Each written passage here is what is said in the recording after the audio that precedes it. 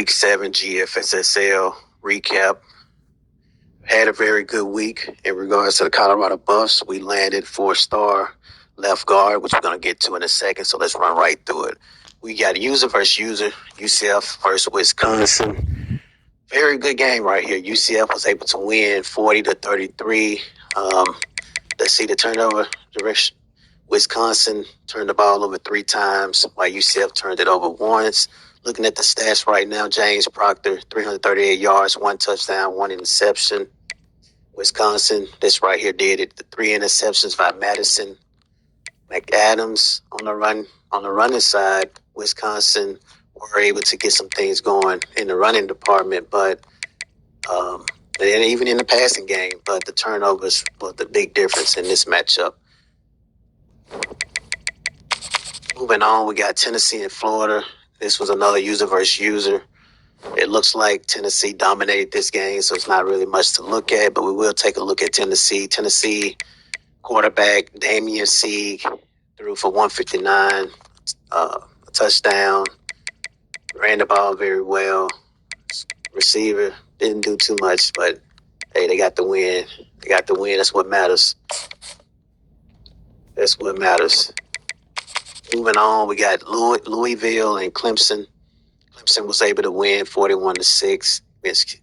Penn State beat Michigan State 45-14. Ohio State barely beat Iowa, compared to 36-34.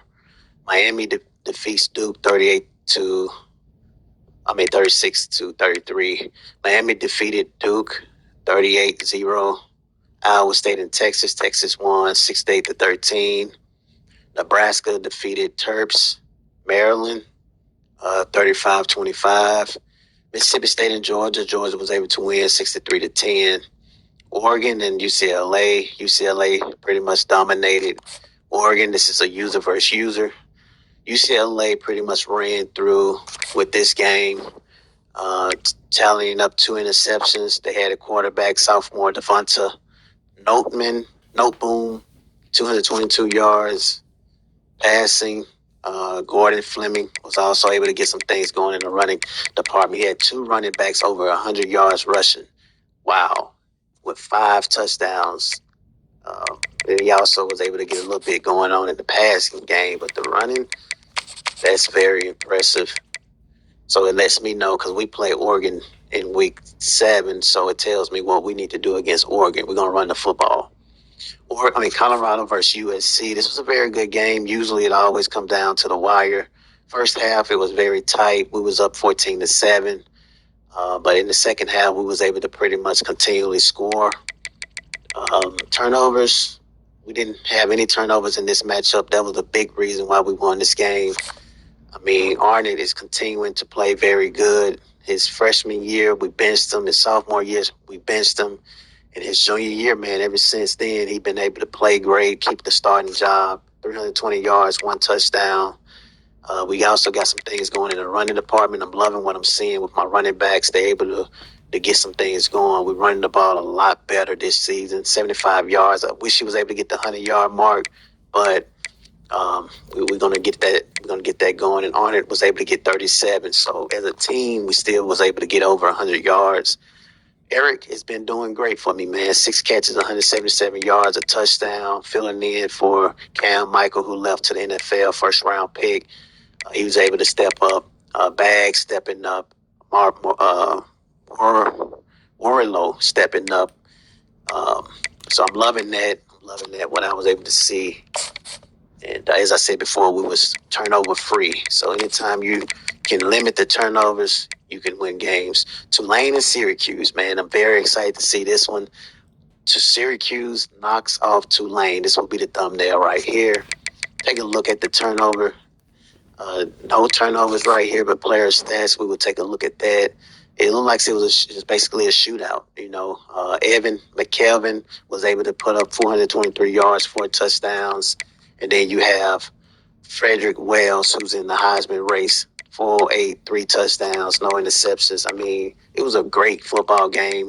They was able to get some things going in the running category. Same thing with Syracuse. But the biggest difference, as I said before, just was who had the ball last. Tulane was able to spread the ball around along with Syracuse, but Tulane they was able to hit more wide receivers, but just unfortunately they didn't have the ball last. I guarantee you that's probably what it was. Overall, it was a very good game.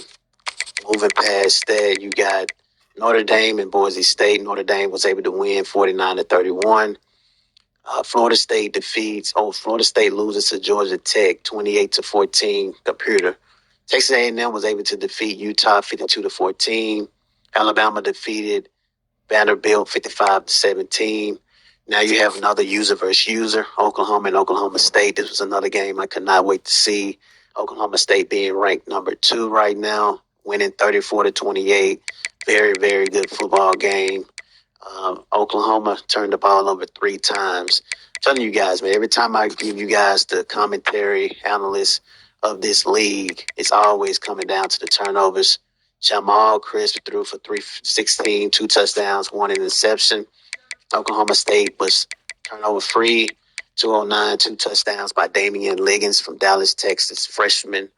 Wow, freshman quarterback that's trying to lead this team to being one of the highest paid owners of the league. You know what I'm saying? So that's great, man. Hey, can the freshman lead this team to a $200 national championship? Remains to be seen. Troy Gibbs was able to get some things going in the running department. Wide receivers did great. You had Saiki, junior wide receiver, 6 catches, 167 yards. And then Oklahoma State was able to spread that thing around, man. Very, very good game. What we at right now? All right, we had 6 minutes. We had more games this time, so it's be a lot longer video. Nebraska wins 35-25. Okay, we did that one. UCLA, LSU